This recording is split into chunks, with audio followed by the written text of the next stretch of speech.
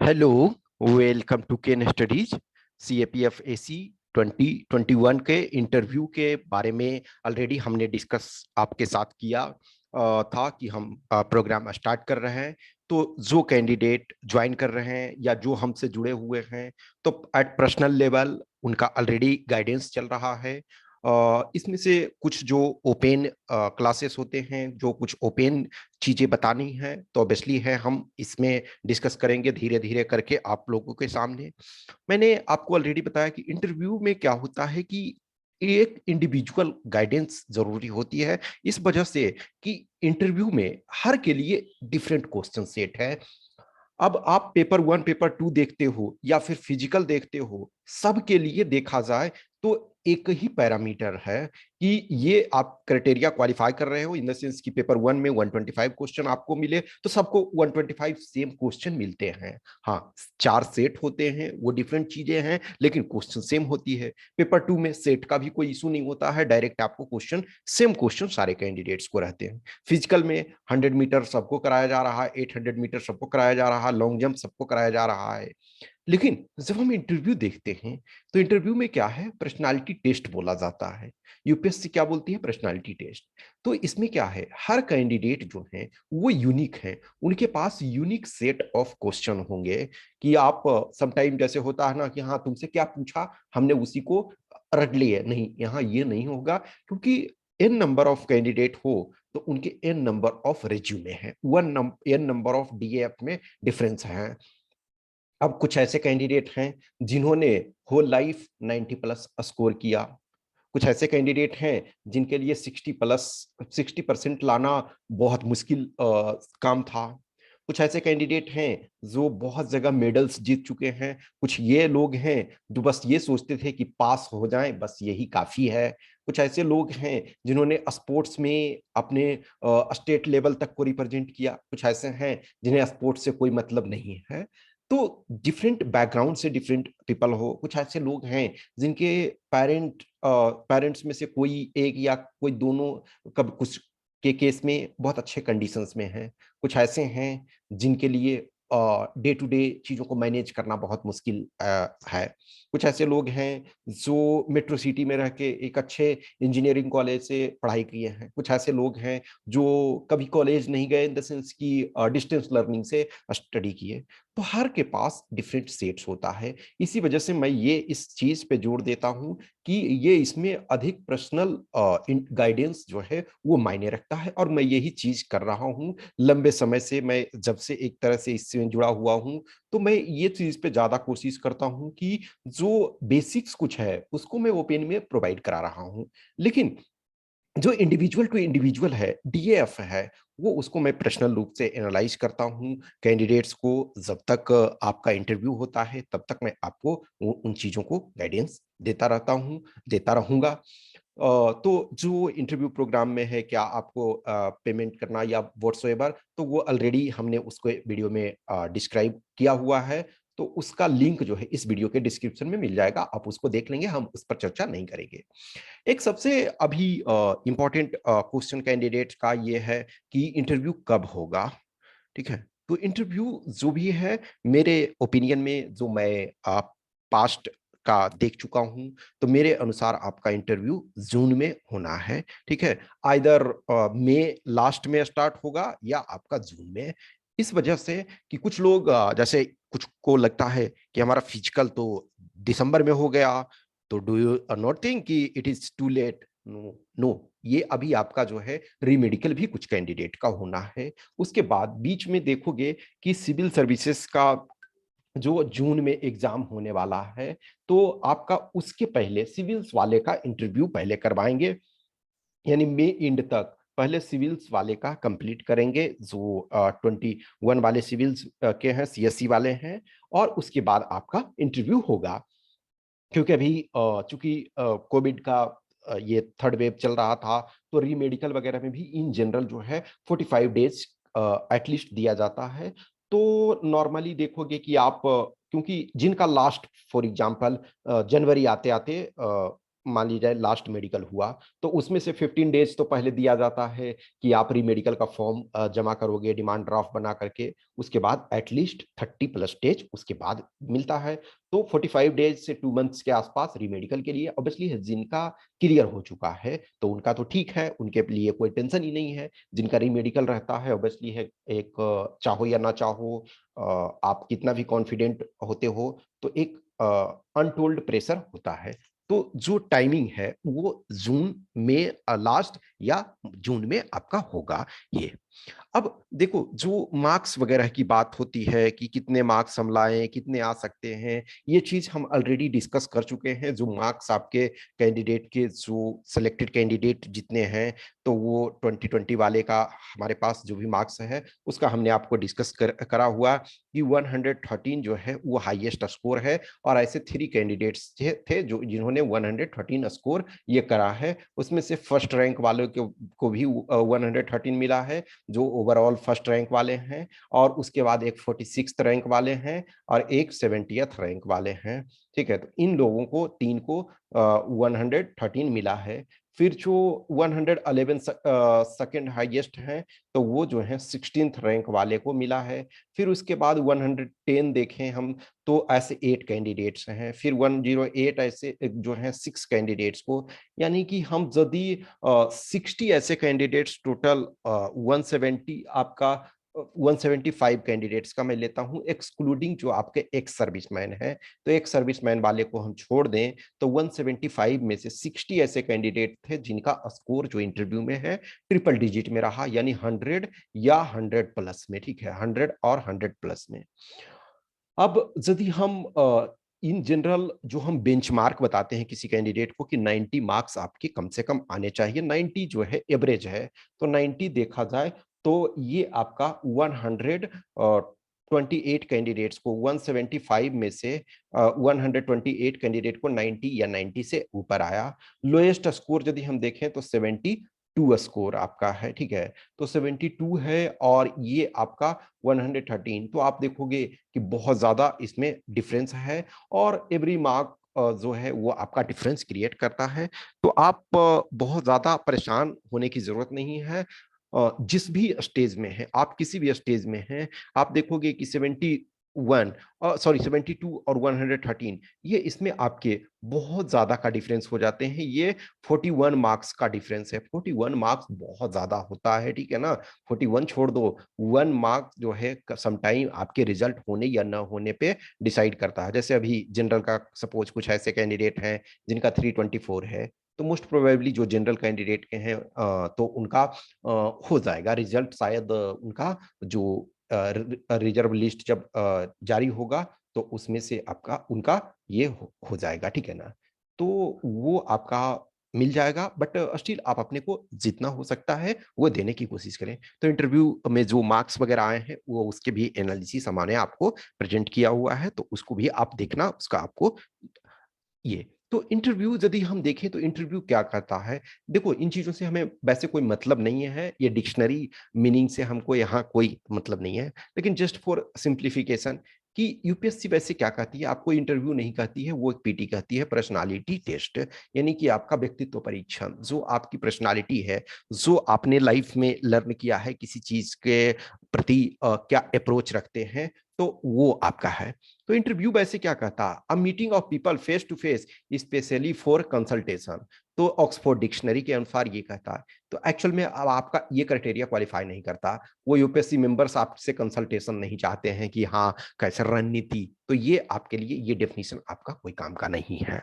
अब ये जो है a meeting at which information is obtain, मेरियम Webster dictionary, इसमें भी आपके लिए ये नहीं है। क्यों? क्योंकि ये आपसे इंफॉर्मेशन प्राप्त नहीं किया जा रहा है। एक तरह से देखा जाए आप कुछ ऐसे सिचुएशन में नहीं है जिससे कि आपको आपसे इंफॉर्मेशन उस ढंग से प्राप्त किया जाए। नेक्स्ट ये है, ये आपके लिए सुटेबल होता है कि meeting in which someone asks you questions to see if you are suitable for a job और ए कोर्स। यस, ये आपके लिए सही है। लेकिन यदि हम इसमें भी देखें तो दो टाइप की चीजें होती है।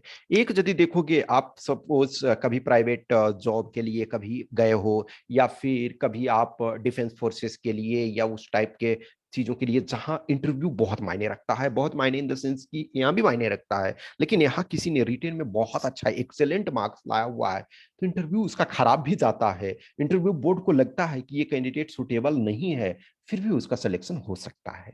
लेकिन कुछ एक जगह आप देखोगे, फॉर एग्जांपल प्राइवेट सेक्टर वगैरह में जाओ, तो हो सकता है आपने जो आप सपोज एक इंजीनियरिंग जॉब के लिए आप जा रहे हो, तो आपका जो टेक्निकल स्किल्स है वो बहुत अच्छा है, बहुत सारी चीजें, लेकिन शायद कुछ चीजों में आप जो निगोसिएशन होता है, बहुत सारी चीजों में आप अच्छा ना कर पाओ, तो आपको वो नहीं ले सकते हैं, और वहाँ सैलरी वगैरह भी बार्गेनिंग वगैरह होता है, यहाँ आपके लिए वो सिचुएशन नहीं होता है।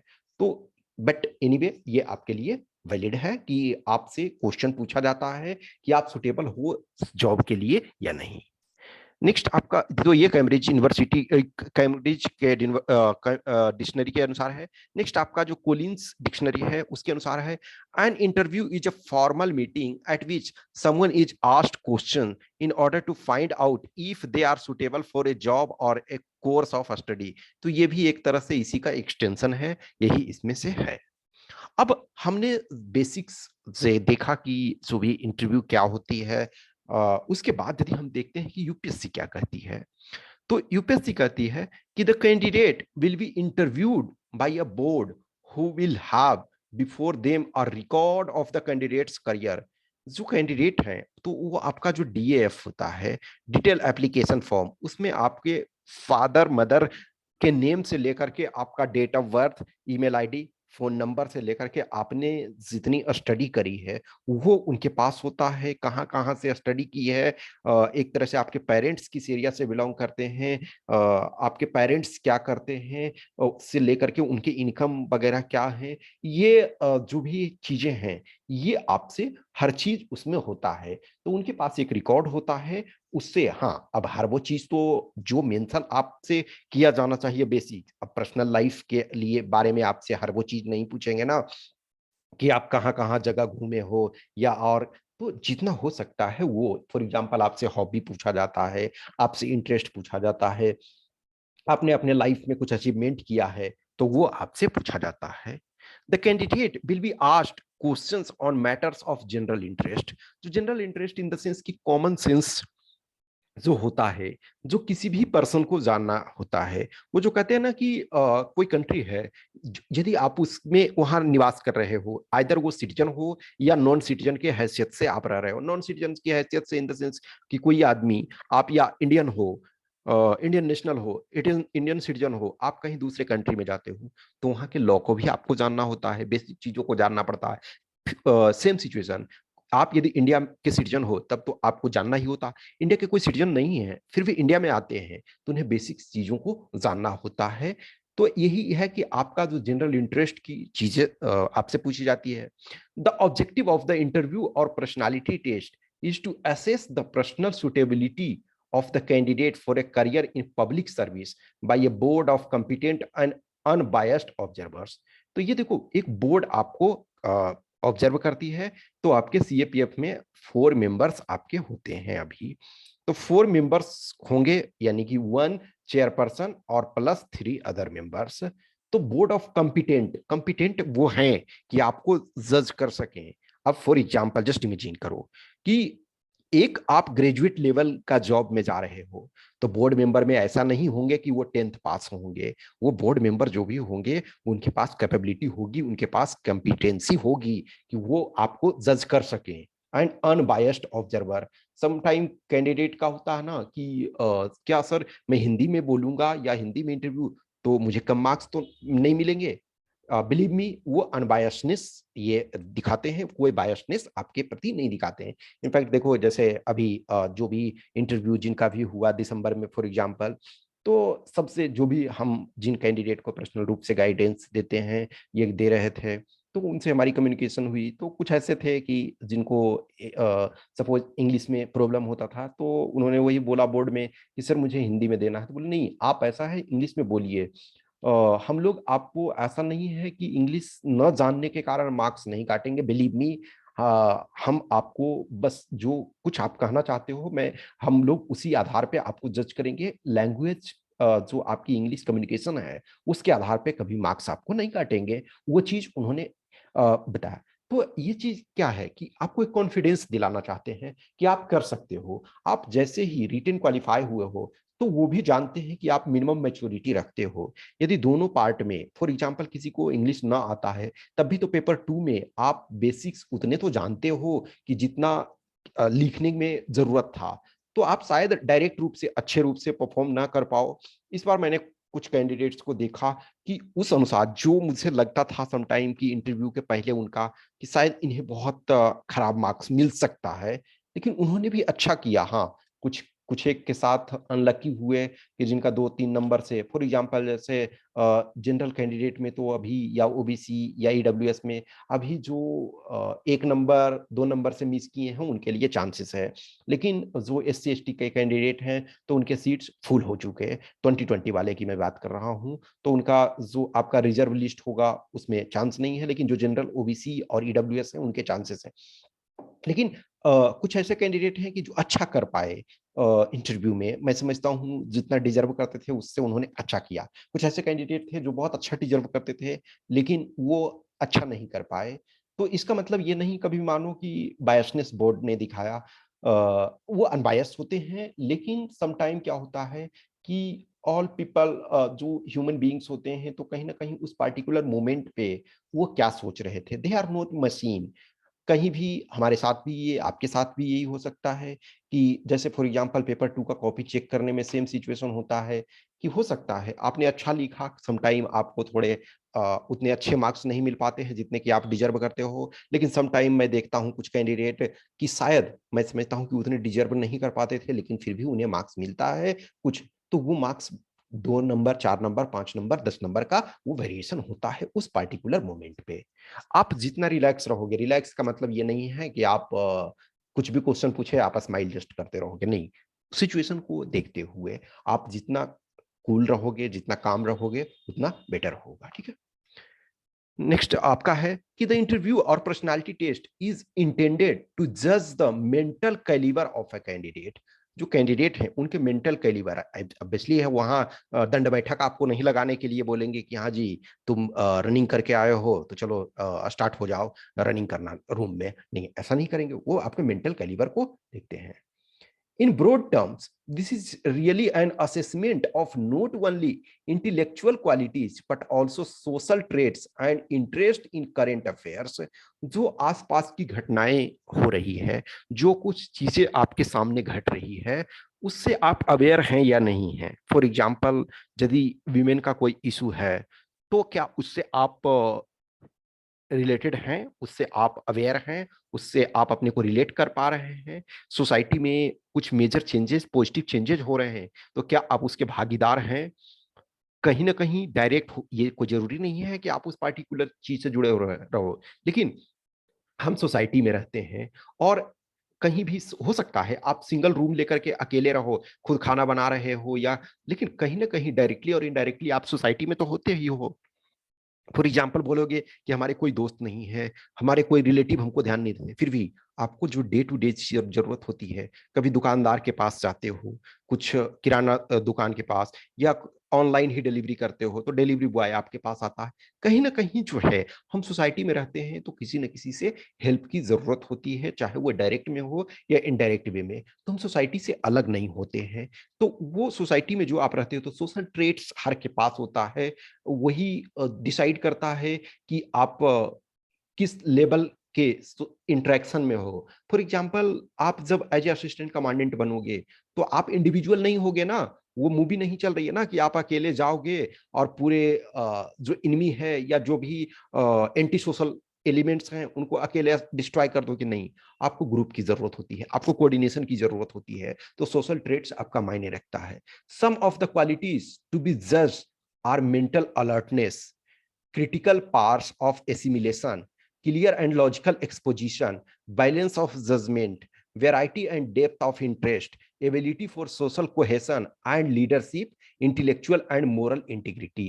ये सारे चीजों पे हम इंडिविजुअली नेक्स्ट जो लेक्चर होगा उसमें हम इन सारे चीजों को एक एक करके वो डिस्कस करेंगे, ठीक है। तो आपका क्या होता है मेंटल अलर्टनेस, किसी भी चीज में मेंटली आप कितने अलर्ट होते हो। फॉर एग्जांपल जैसे आप कहीं आए, हो सकता है मेट्रो पकड़ के आप इंटरव्यू बोर्ड में जा रहे हैं, मेट्रो पकड़ के या फिर टैक्सी पकड़ के या फिर कुछ और चीजें, तो किसी चीज के लिए आप मेंटली कितने अलर्ट हो। आपने फॉर एग्जांपल ये होता है कि आज आपने क्या एक्टिविटी किया या कुछ ऐसी चीजें, तो आप उसमें अलर्टनेस दिखा रहे हो या नहीं। या समटाइम हुआ कि इंटरव्यू चल रहा है, उस बीच में आपने कुछ चीजों को बोला, तो फिर शायद नेक्स्ट जो स्टेप होता है, नेक्स्ट मान के चलो एक क्वेश्चन में किसी और चीज को डायरेक्शन में आप जा रहे थे और दूसरे क्वेश्चन में 3 मिनट्स लेटर दूसरे क्वेश्चन पूछा गया, उसमें आप डिफरेंट डायरेक्शन में जा रहे हो। इसका मतलब है कहीं ना कहीं आपकी मेंटल अलर्टनेस नहीं है, यानी कि आपका जो कंसंट्रेशन है वो डाइवर्टेड है। तो ये चीजें critical parts of assimilation, assimilation in the sense है कि जैसे फॉर एग्जांपल आप वहां इंटरव्यू में जा रहे हो, तो 4 पीपल हैं जो इंटरव्यूअर हैं, वो 4 डिफरेंट बैकग्राउंड से हैं। और आप शायद उनको उसके पहले, हो सकता है आप जो जो बोर्ड के चेयरपर्सन होते हैं उनको तो आप शायद उनका नाम जान चुके हुए होते हो, मान के चलो कि अच्छा अच्छा यूपीएससी के ये इस समय बोर्ड मेंबर्स हैं या चेयरपर्सन हैं, तो हम इनके बारे में थोड़ा थोड़ा जानते हैं। लेकिन और जो मेंबर्स होंगे तो उनसे हो सकता है जीवन में आप पहली बार देखे हो कि अच्छा ऐसे भी कोई पर्सन इस अर्थ पर एग्जिस्ट कर रहे हैं। तो आप उनसे किस ढंग से चीजों को मैनेज कर पा रहे हो, किस ढंग से चीजों को कर पा रहे हो। क्लियर एंड लॉजिकल एक्सपोजिशन, आप जो कह रहे हो वो क्लियर होना चाहिए, एम्बिग्यूटी नहीं होनी चाहिए और लॉजिकल होना चाहिए, ठीक है। बैलेंस ऑफ जजमेंट, कहीं भी वो जो कहते हैं ना कि कुछ ऐसे लीडर्स होते हैं, तो बहुत सारे अभी जैसे मान के चलो कि कुछ स्टेट्स में इलेक्शन का दौर चल रहा है, तो लीडर्स होते हैं बहुत महान महान बयान देते हैं, तो आपको उस ढंग से ये नहीं करना चाहिए। किसी एक पक्ष को आप ये नहीं करोगे, कोई भी आप स्पेशल किसी कास्ट को रिप्रेजेंट नहीं कर रहे हो, किसी स्पेशल रिलीजन को रिप्रेजेंट नहीं कर रहे हो, किसी स्पेशल रीजन को रिप्रेजेंट नहीं कर रहे हो, आप किसी लोकेलिटी को रिप्रेजेंट नहीं कर रहे हो, आप एक ऑल इंडिया लेवल के, हाँ आप ऑल इंडिया सर्विस में नहीं हो मीन्स, लेकिन all India, all over India कहीं भी आप सर्व करोगे, तो आप ये नहीं कहोगे कि मैं इस स्टेट से हूं तो यही सर्व करूंगा। इनफैक्ट हो सकता है आपको फॉरेन सॉइल पे भी सर्व करना पड़े, for example UN peace keeping force में जा रहे हो या कहीं और जा रहे हो, तो चीजें आपका बैलेंस जजमेंट होना चाहिए। हम एक पक्ष को ही नहीं देखेंगे, दोनों पक्षों को देखेंगे। अब ये क्या है बैलेंस ऑफ जजमेंट, ये क्लियर एंड लॉजिकल एक्सपोजिशन, ये सब कुछ चीजें आपको ऑलरेडी पूछा जा चुका है, यानी कि जब रिटन पार्ट में ऑलरेडी आपसे ये सबको किया जा चुका है। फिर variety and depth of interest, जो आपका समटाइम क्या होता है कि आप जो आपका एरिया ऑफ इंटरेस्ट होता है, आपने जो अपनी हॉबी लिखी हुई है, आपने अपनी जो अचीवमेंट लिखी हुई है, तो उनके बारे में। फिर एबिलिटी फॉर सोशल कोहेशन, किस इन्वायरमेंट में आप अपने को किस ढंग से एडजस्ट कर रहे हैं। हो सकता है आप एज ए कंपनी कमांडर हो तो सारे इंडिया के मान के चलो, ऑब्वियसली है हर स्टेट के ये पॉसिबल नहीं होता है कि हर यूनिट में हर स्टेट को रिप्रेजेंट करने वाले मिले, लेकिन हो सकता है 5 स्टेट्स, 10 स्टेट्स, 12 स्टेट्स, 15 स्टेट्स के लोग मिलेंगे और डिफरेंट आपके जो आपका सोच है उससे डिफरेंट सोच के पर्सन हो सकते हैं। तो सबको आपको लेकर के चलना है, आपको लीडरशिप क्वालिटी दिखाना है, इंटेलेक्चुअल एंड मोरल इंटीग्रिटी, आपके पास इंटीग्रिटी ये होनी चाहिए, ठीक है। तो ये सब किया जाता है चेक करा। The technique of the interview और personality test is not that of a strict cross examination but of a natural, though directed and purposive conversation which is intended to reveal the mental qualities of the candidate। ये जो है कि जो cross fire, ये नहीं sometime होगा cross questions आपसे पूछे, तो ये कोर्ट यहाँ नहीं है कि क्रॉस एग्जामिनेशन आपका। इंटरव्यू समटाइम होता है कि कुछ एक कैंडिडेट का होता है, जब बोलते हैं कि सर मेरा इंटरव्यू तो totally out of the box गया, बिलीव मी किसी का आउट ऑफ बॉक्स उस ढंग से नहीं होता है। कहीं ना कहीं जो वो फ्लो है वो फ्लो चलता जाता है, लेकिन उस फ्लो में थ्रेड जरूर रहता है, आपका जो डायरेक्शन है वो डायरेक्टेड जरूर रहता है। देखो है ना कि स्ट्रिक्ट क्रॉस एग्जामिनेशन नहीं होता बट नेचुरल, दो डायरेक्टेड एंड पर्पोजिव कन्वर्सेशन। तो डायरेक्टेड आपका किस ढंग से होता है कि आपने जो कुछ, या तो समटाइम क्या होता है कुछ चीजें आपने मेंशन किया हुआ है डीएफ में और कुछ एक चीजें हैं जो आपने मेंशन नहीं किया हुआ है, तो जो मेंशन किया हुआ है उसको तो वो लोग देख रहे हैं, जो चीजें आपने मेंशन ना किया हुआ है उसको भी एक आप डायरेक्शन देते हैं समटाइम, कि इंट्रो समटाइम ये होता है मेजॉरिटी केसेस में कि बोर्ड में कहते हैं इंट्रोड्यूस योरसेल्फ। तो कुछ ऐसी चीजें हैं जो शायद आपने डीएफ में ना लिखा हो, लेकिन अब आप चाहते हैं कि उसको रिवील करें, उसको हम बताना चाहते हैं, तो आपने उस डायरेक्शन में दिया। अब उनको वो डायरेक्शन अच्छा लगा तो उस डायरेक्शन में जा सकता है। करा कि द इंटरव्यू और personality test is not intended to be a test either of the specialized or general knowledge of the candidate which is already tested through their written papers. तो ये जो है कि आपका ये नहीं है कि टेस्ट आपका स्पेशलाइज्ड या जनरल नॉलेज को डीपली टेस्ट किया जाता है, यहाँ ये केस नहीं है। अब फॉर एग्जांपल आप किसी ने मैकेनिकल इंजीनियरिंग कर रखी है तो यहाँ मैकेनिकल के डिटेल क्वेश्चन नहीं पूछे जाएंगे, बेसिक्स पूछे जाएंगे, जो कॉमन सेंस का क्वेश्चन है वो पूछे जाएंगे, जो सबसे बेसिक्स आपका, यदि ये आप मैकेनिकल इंजीनियर हैं तो थ्योरी ऑफ मशीन आप थोड़ा सा जानते होंगे, थोड़ा सा जानते होंगे।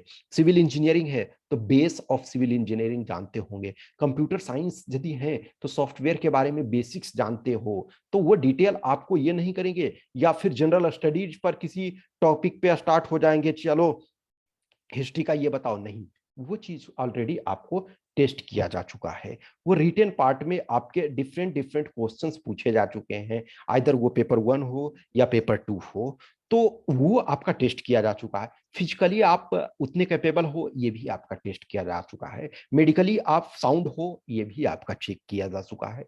तो यहाँ जो है पर्सनालिटी के बारे में कि आप किसी चीज को किस ढंग से डील करते हो।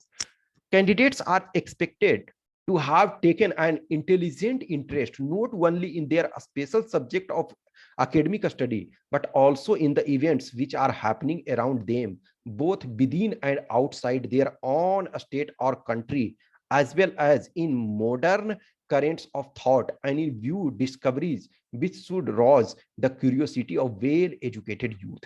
कहता है कि सो इसमें से आप ये माना जाता है कि कुछ चीजें ये डिटेल आपको स्पेशलाइज्ड नॉलेज के बारे में नहीं पूछेंगे, लेकिन बेसिक्स तो यहाँ पूछेंगे कि जो आपने एकेडमिक स्टडी की, यदि आपने 3 इयर्स तक, या किसी ने मास्टर्स करे हुए हैं 5 इयर्स तक आपने हिस्ट्री पढ़ी, 5 ईयर तक या तो आपने ज्योग्राफी पढ़ी, या 5 इयर्स आपने मैकेनिकल इंजीनियरिंग 6 इयर्स पढ़ी, तो आपको बेसिक्स उतने तो नॉलेज होने चाहिए।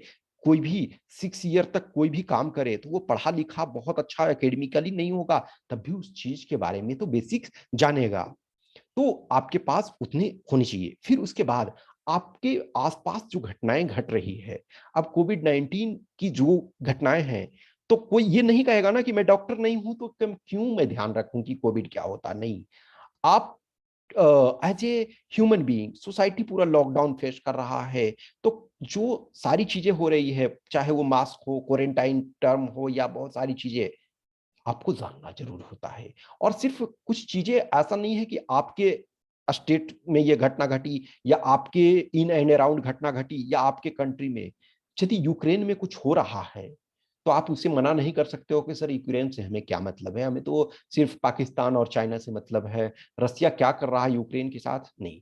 हम जिस कनेक्टेड वर्ल्ड में रह रहे हैं वहां हर वो चीज मायने रखता है। इसका ये मतलब नहीं है कि हम हर चीज अमेरिका के डिटेल नॉलेज को जाने, नहीं, डिटेल जो घटनाएं हो रही है हमें जानना की जरूरत उतनी नहीं होती है, लेकिन बेसिक्स जो हमारे इन एंड अराउंड घटनाएं घट रही है उसके बारे में हमें ये जानकारी रखनी चाहिए। वो जो कहता है ना कि इसमें कहते हैं कि वेल एजुकेटेड एक यूथ जो है, आप एक ग्रेजुएट हो, जब इंटरव्यू बोर्ड में जा रहे हो तो ऑलरेडी आप एक मिनिमम एक ग्रेजुएट हो, 10+2+3 एटलीस्ट आप कर चुके हो। किसी ने +4 कर रखा है, किसी ने मास्टर्स कर रखा है, कुछ ऐसे कैंडिडेट हैं जो पीएचडी में एडमिशन करवा चुके हैं, या कोई डॉक्टर हैं, या व्हाटसोएवर आप ये किए हुए हो, तो आपके पास उतनी कैपेबिलिटी है। और इन जनरल यदि देखा जाए तो जो ओपन कैटेगरी के हैं जनरल कैंडिडेट है तो 20 से 25 इयर्स आप एक यूथ होते हो।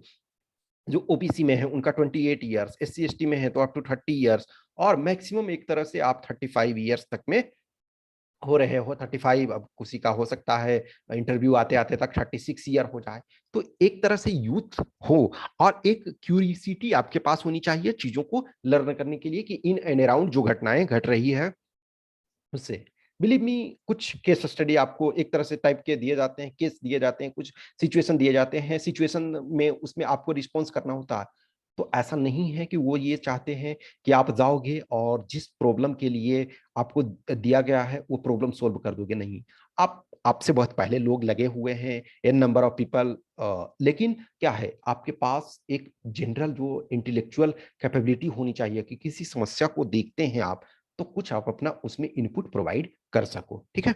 तो ये आपके बेसिक्स के हैं। कुछ भी क्वेश्चंस, क्यूरी, डाउट्स है, जो इंटरव्यू प्रोग्राम ज्वाइन करना चाहते हैं, तो वो आप इस वीडियो के डिस्क्रिप्शन में उस वीडियो का जिसमें हमने प्रोग्राम के बारे में बताया हुआ मिल जाएगा, या फिर आपको कुछ भी पर्सनल क्वेश्चंस है तो आप इस व्हाट्सएप नंबर 8527146498 या फिर इस टेलीग्राम नंबर पे 7404909669 पे संपर्क कर सकते हैं, और हम इस को कंटिन्यू रखेंगे। मैंने ऑलरेडी बताया कि कुछ चीजें हैं जो हम ओपन में एज ए लेक्चर के फॉर्म में आपको प्रेजेंट करेंगे, कुछ इंफॉर्मेशन जो बेसिक्स जानना है, लेकिन बाकी जो है वो आपके इंडिविजुअल गाइडेंस सबसे इंपॉर्टेंट रखता है, क्योंकि हर वो पर्सन इंडिविजुअल डिफरेंट है, और हर को डिफरेंट एक तरह से क्वेश्चन सेट आपको इंटरव्यू में मिलने वाला है। सबको ऐसा नहीं है कि कोई एक ट्रांसक्रिप्ट आप पढ़ लिए और उसी को जाकर के, नहीं, ऐसा नहीं होगा। सबके पास इंडिविजुअल होगा, तो आप इंडिविजुअल जितना आप अपने डीएफ को कर सकते हैं उतना आपके लिए फायदा होगा। Okay, thank you.